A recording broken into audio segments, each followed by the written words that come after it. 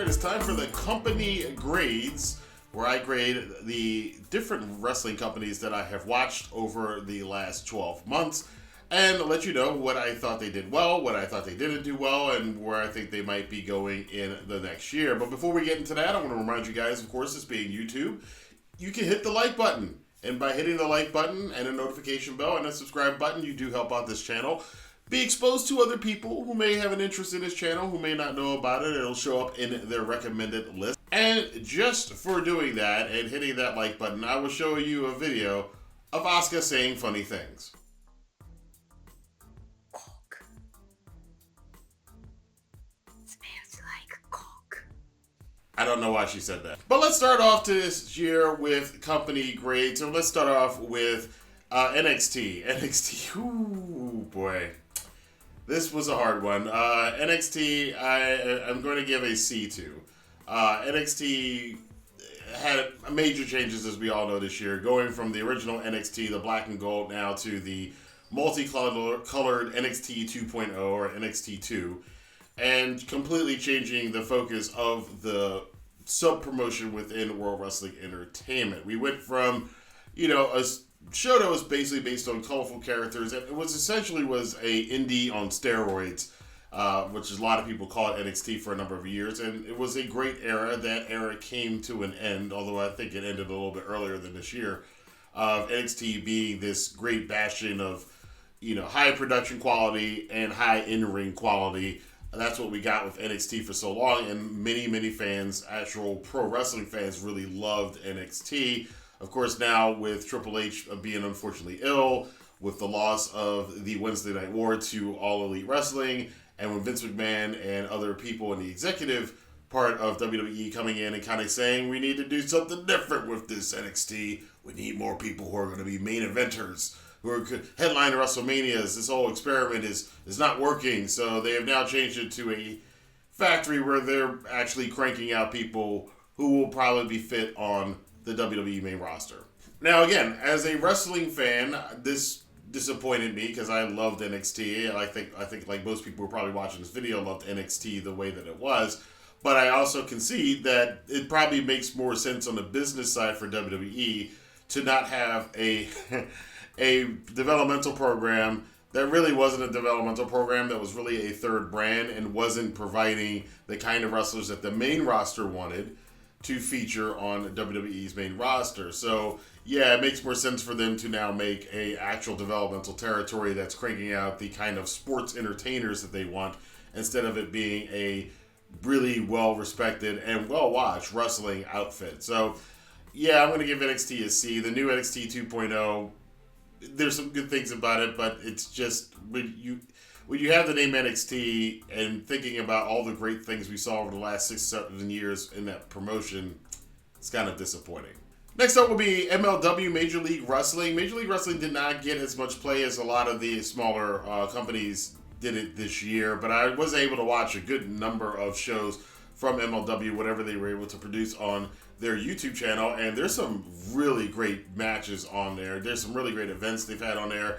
MLW has got this, it's a little bit of a mix of a Ring of Honor, ECW kind of vibe with it, with some old school and new school mixed in. They've really caught on by having this mix of what they're doing. I'm going to give MLW a B- for 2021, because despite all of the issues and setbacks, they were able to still make themselves relevant and make themselves known amongst people who actually were wrestling fans and liked to look at wrestling. You would watch their shows and feel, yeah, this is wrestling. It's not a big show. It's not trying to fight WWE. It's not trying to push some, Saturday Night Live skits on you. It's a solid wrestling show, and for that, yes, I will give MLW a B-.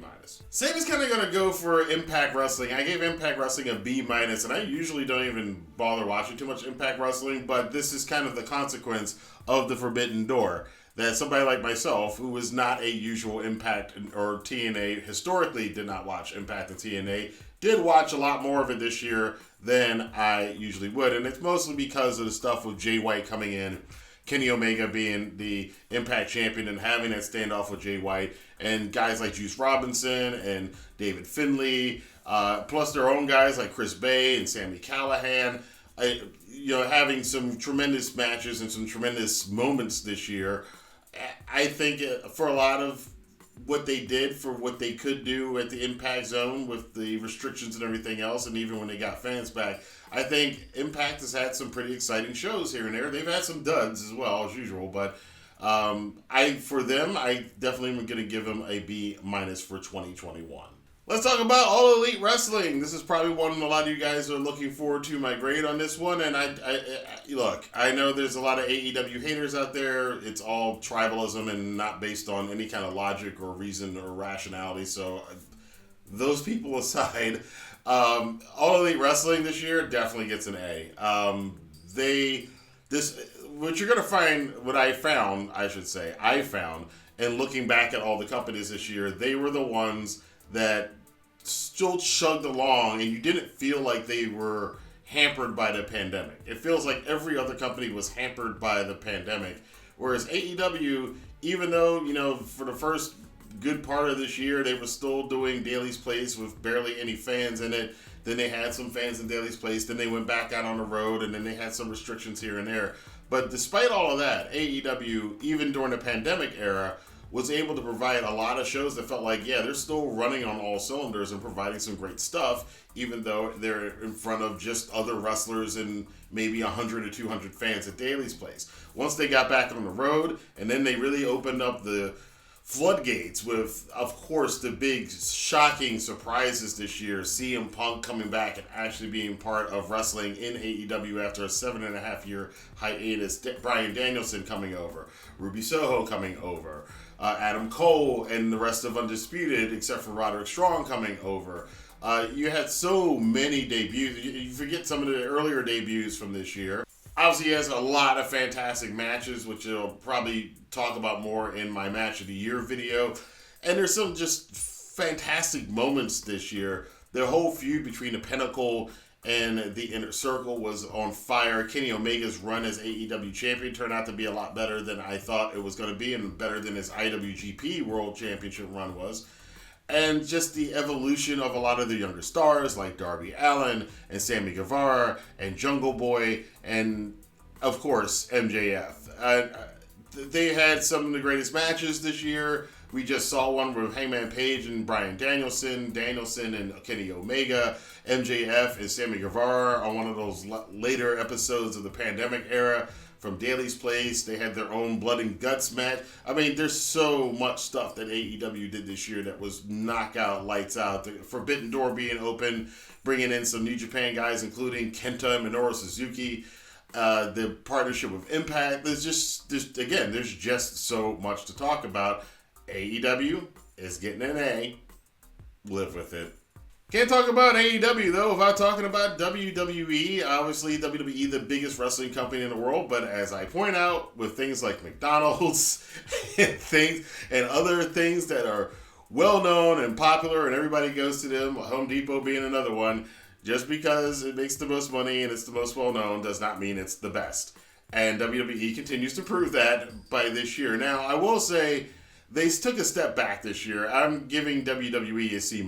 2020, I feel they were better in 2020 during the pandemic era, which forced them to be a little bit creative with some stuff and how they kind of managed through the early days of the pandemic. And then this year, it's almost like once the pandemic was subsided, they kind of went back to the lazier booking. And, look, for me, it's not a hater thing. I don't like WWE's business practices, but most of the roster I love. Bianca Belair, AJ Styles. I love Roman Reigns' new character. I can like The Miz when he's on point with him being a heel. Edge is great. Randy Orton is great. Matt Riddle, RK Bro is great. Charlotte, Becky, Kevin Owens. They have a lot of... Bobby Lashley, they absolutely way better than he's ever been in his career. They have all these great wrestlers. The New Day, too. But they just don't know how to present them in the correct way for me to really get behind them. WWE still continues to be way overproduced and artificial. The whole thing feels artificial. And it just kind of takes away from some of the great stuff that they did. Now, they had the Money in the Bank pay-per-view this year, which was, in my opinion, one of their best pay-per-views of the year. I thought it was absolutely fantastic. Night 1 of WrestleMania was fantastic. They had a lot of other great little shows here and there, some pretty decent episodes, or I shouldn't say episodes, some matches on the weekly shows. But overall, again, the general feeling is that they just don't care about the quality of their content, and the whole appeal for them and a lot of their fans is that it's WWE. It's been around forever. It's big. You know it. It's the WWE universe, and it makes the most money, and that's the only thing I really hear from any of its fans as far as support for the company. It's never they have great matches, or they had a great show, or they had great, some storyline or feud really captivated people. It was just they make a lot of money, and everybody knows who they are. So, yeah, for that, I think they took a step backwards after 2020, so I'm going to give WWE in 2021 a C-. And now we come to it, my personal favorite promotion, New Japan Pro Wrestling, and, this probably should silence anybody who's going to go, oh, you're a WWE hater, or you're an AEW fanboy. Well, no, New Japan is my favorite wrestling company, they still are. But in 2021, I have to say that I'm giving New Japan Pro Wrestling a C+. And that's a really low score considering the last several years, where I usually give them like anywhere from a B+ to an A. New Japan, what can you say? Part of it is their booking. And again, as I mentioned with AEW, it felt like AEW was not going half gear like a lot of the other wrestling companies.